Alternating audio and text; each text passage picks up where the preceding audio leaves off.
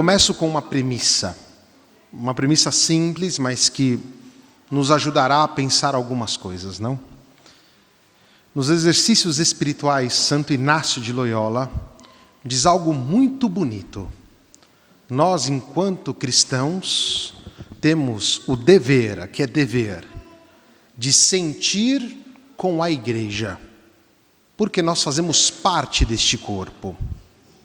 Nós, cristãos católicos, não somos pessoas que estão perdidas no mundo, sem saber onde ir. Nós temos um endereço, a Igreja Católica Apostólica Romana. Nós fazemos parte do corpo de Cristo. Para ser mais preciso, nós fazemos parte da Igreja Católica Apostólica, no nosso caso, do rito romano. Mas por que estou dizendo isso?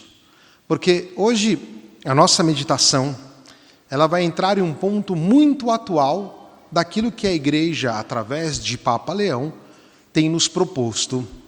A meditação sobre a magnífica humanidade diante das situações tecnológicas que se desenvolvem e que colocam em risco o ser humano.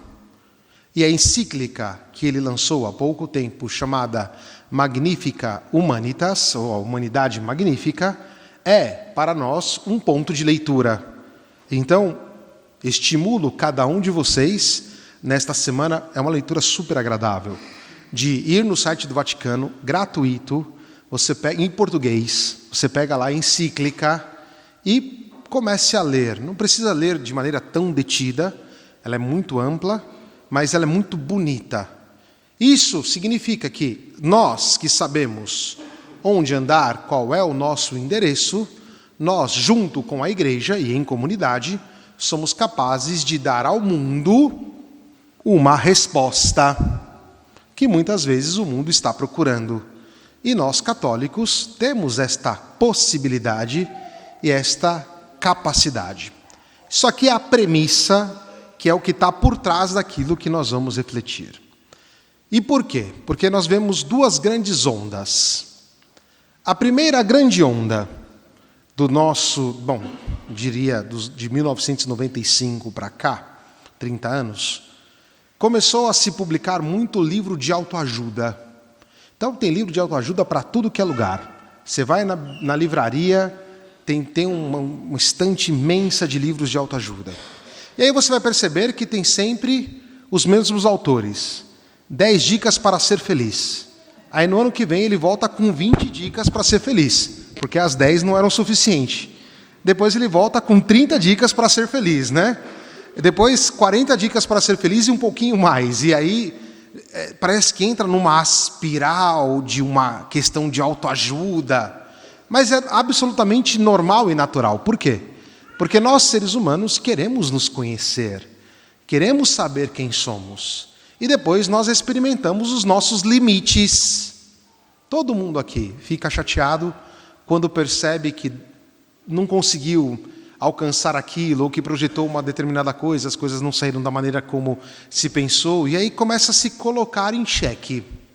Só que agora, nós saímos do mundo da autoajuda enquanto livro e passamos para o mundo da autoajuda no ChatGPT. Todo mundo agora vai lá, quem sou eu, né? O ChatGPT, eu sou não sei o quê. E aí as pessoas começam a conversar com um algoritmo, com uma inteligência artificial, e que eu digo para você, ela vai dizer o que você quer ouvir, né? Por isso que ela é gostosa. Você está ali, não vou mentir que eu também já fiz isso, tá? Né?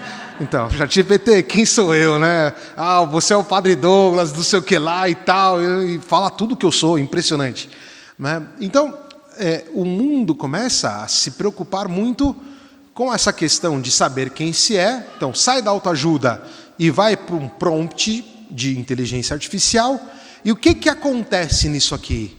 Pode cortar aquilo que nós temos de mais precioso enquanto seres humanos, que são as nossas relações. Como é que nós descobrimos quem nós somos? Não é com a autoajuda e não é com o ChatGPT. Nós descobrimos quem nós somos no olho de quem está diante de nós.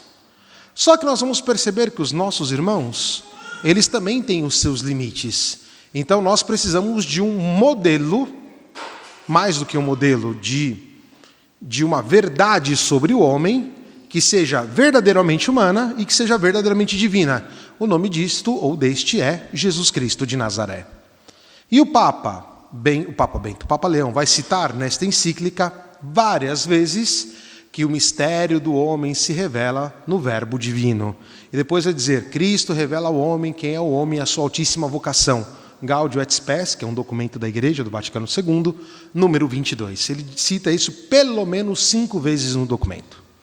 Portanto, o que o Papa propõe é que nós só vamos conseguir viver um mundo verdadeiramente humano e, portanto, divino, na medida em que nós nos aproximamos de Cristo, na medida em que nós tocamos o Senhor, na medida em que nós descobrirmos que Cristo é aquilo que revela quem nós somos, não o livro de autoajuda e tampouco a inteligência artificial.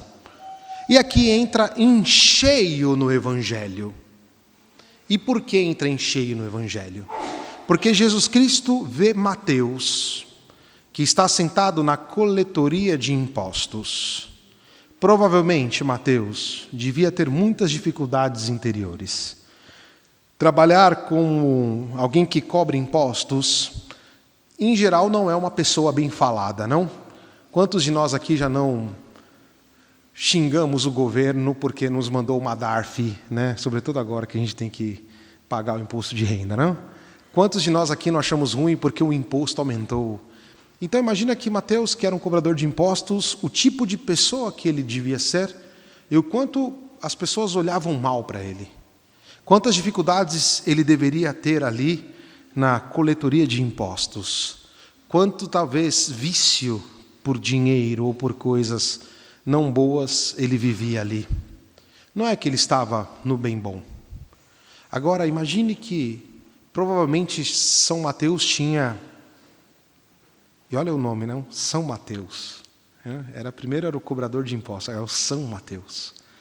Ele, naquela situação, se apresenta a ele o próprio Cristo. Você, vem e segue-me. Olha o que Cristo propõe para ele, uma relação, um segmento. Jesus não perguntou para ele se ele estava rezando, se ele estava bem, como ele estava consigo mesmo, se ele seguia os preceitos da religião. Simplesmente Jesus disse, Mateus, segue-me. Que é exatamente aquilo que Jesus diz para você hoje. Segue-me. A diferença nossa para Mateus é que Mateus, sem pensar, levanta da coletoria de impostos e segue Cristo. Nós, muitas vezes, ficamos dando desculpas para seguir o Senhor. Muitas vezes estamos presos a uma série de outras coisas que não o chamado de Cristo para viver uma vida profunda com Ele. Estamos muitas vezes mais preocupados com o que vão pensar da gente, estamos preocupados com o que vai acontecer se eu seguir Cristo. Será que eu vou ter vergonha em determinado lugar se eu falar que eu sou cristão? Olha, meu irmão, minha irmã, resolver a sua angústia, repito, não é o ChatGPT e nem livro de autoajuda. É a sua capacidade de se levantar da sua coletoria de impostos, de se levantar daquele lugar onde você está amarrado e ouvir a voz de Cristo que diz para você, segue-me, segue-me. E Jesus Cristo depois vai rebater, obviamente, os fariseus, dizendo, ok, caros fariseus, eu vim para aqueles que são pecadores. E aqui é ter a consciência daquilo que nós somos, pecadores, sem dúvida nenhuma, mas não chamados a viver no pecado, chamados a viver a vida nova com Jesus, chamados a entrar dentro deste segmento com Ele, que realmente nos transforma, mesmo diante das nossas dificuldades. E aqui é a primeira leitura do livro de Oséias. Oséias, usando a palavra de Deus, ele vai dizer que o nosso amor é como a nuvem da manhã, o nosso. Ou seja, a nuvem da manhã é aquela que está ali pela manhã, depois ela se dissipa. Mas Deus, Ele está interessado por nós, que mesmo na nossa dificuldade, Ele vai dizer, eu quero misericórdia e não sacrifício. E aqui entra toda a beleza da vida cristã. Quando cristãos, nós somos aqueles que olhamos Cristo na Eucaristia, e porque olhamos Cristo na Eucaristia, somos capazes de olhar Cristo nos nossos irmãos. Somos capazes de compreender que nós temos um limite, porque nós somos pecadores, somos frágeis. Mas este limite pode ser sobrepassado exatamente porque Cristo está conosco. E aí é quando a nossa fé não esmourece, que é exatamente aquilo que São Paulo vai dizer na segunda leitura. Abraão manteve-se firme na fé. E o cristão é aquele que, mesmo diante das dificuldades que aparecem, ele se propõe firme nesta fé, neste relacionamento com Deus, através de Cristo. E à medida que nós vamos nos aprofundando neste relacionamento com o Senhor, tanto mais nós vamos apresentando as características de Cristo na nossa vida. E aí nós não vamos viver como o fariseu. O que é o fariseu? É aquele que vive exatamente os preceitos, mas deixa de lado a relação com Deus. Nós cristãos somos aqueles que vivemos profundamente com Cristo. E não somos tanto preocupados com os elencos de coisas, os tiques da vida espiritual que nós temos que fazer. Estamos mais preocupados em seguir a voz de Cristo que diz para nós: segue-me. E é neste relacionamento com Cristo que nós começamos a nos relacionar com os nossos irmãos. Exatamente, repito, porque olhando Cristo, nós conseguimos olhar quem está diante de nós. E aí nós não vamos ficar mais presos dentro do nosso egoísmo, dentro das ferramentas que nos deixam enclausurados, e por que não dizer embalsamados também, as nossas situações que nos deixam perdidos e que corta aquilo que nós temos de mais profundo, a capacidade de nos relacionar. Meu irmão, minha irmã, a coisa mais bonita que existe no nosso modo de ser é poder estar diante dos nossos irmãos. E que beleza poder nos olhar no olho daquele que está diante de nós. E quanto mais bonito ainda, poder comunicar Cristo que vive em nós para os nossos irmãos que neste mundo muitas vezes estão perdidos. E o nosso dever, enquanto cristãos, chamados pelo Papa a partir da encíclica da Magnífica Humanidade, significa colocar a mão neste mundo em que as pessoas querem colocar distâncias uns com os outros e passar a viver dentro de uma comunidade, ou pelo menos propor uma vida de comunidade. E a vida de comunidade passará por aquela pessoa chata, que às vezes a gente não suporta no nosso trabalho. A vida de comunidade passará por aquela situação difícil, com aquela pessoa que nós não queremos ver, conosco mesmo, com as nossas fragilidades, os nossos defeitos, também percebendo o quanto nós temos limites. Mas o fato é de que o centro, que é a relação com Deus, a relação com Cristo, está preservado. E aí nós vamos perceber, e aí o Papa vai dizer, que a inteligência artificial não pode ser demonizada. É algo bom, é algo que foi criado, que a nossa inteligência humana conseguiu desenvolver, que legal. Só que isso não pode subverter a nossa verdadeira imagem magnífica enquanto humanos capazes de se relacionar. E esse é o próprio segredo de Deus. Porque imagine você, vamos ser sinceros, se nós fizermos um exato exame de consciência sobre a nossa vida, todos nós aqui temos situações críticas que nós escondemos. Todo mundo aqui, inclusive eu. Todos nós aqui temos situações que lá no fundo do nosso coração é um pouco podre. Deus não deixa de vir ao nosso encontro. Pensa nisso. Deus, na sua infinita bondade e misericórdia em Cristo, com o Espírito Santo, quer encontrar cada um de nós. E Ele não olha, como aqui em Mateus, as nossas situações. Ele simplesmente nos convida a segui-lo. Em Cristo diz, vem e segue-me. Isso é de uma honra enorme.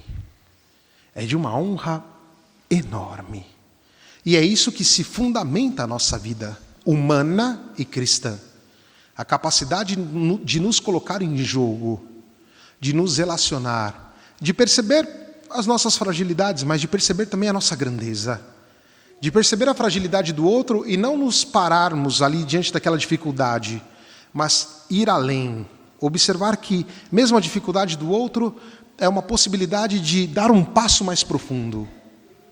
Portanto, no mundo que se fecha hoje, no mundo que está todo imerso em inteligência artificial, em algoritmos, nós cristãos somos capazes de repropor algo, de dizer algo. E o que nós dizemos? Que Deus se fez carne, o Verbo divino se fez carne, habitou entre nós, habita entre nós, e é exatamente por isso que nós podemos nos relacionar. E esta é a beleza. Portanto, para não cair na armadilha da inteligência artificial, nós cristãos propomos, sem demonizá-la, obviamente, porque é bom, sem demonizá-la, mostrando que ela não é absoluta. O absoluto é Cristo, que nos chama a relacionar com Ele, e por isso podemos nos relacionar com todos os irmãos. Esta é a beleza do ser cristão. Talvez valeria a pena pensarmos um pouquinho. Repito, e vos estimulo mais uma vez a ler a carta encíclica do Papa, mas vos estimulo, sobretudo, a não ter medo de deixar de lado o algoritmo e passar a viver uma profunda relação. Porque o Verbo se fez relação, Deus se relaciona. Deus não usou algoritmo para falar conosco. Nos relaciona sabendo quem nós somos. E esta é a grande novidade que hoje, como igreja, nós podemos propor e repropor para o mundo, sem cair na perda da falta de relação, sem cair no estar perdidos num mundo em que as pessoas não se consideram e não conversam mais. Que Maria Santíssima nos ajude. Que assim seja. Amém.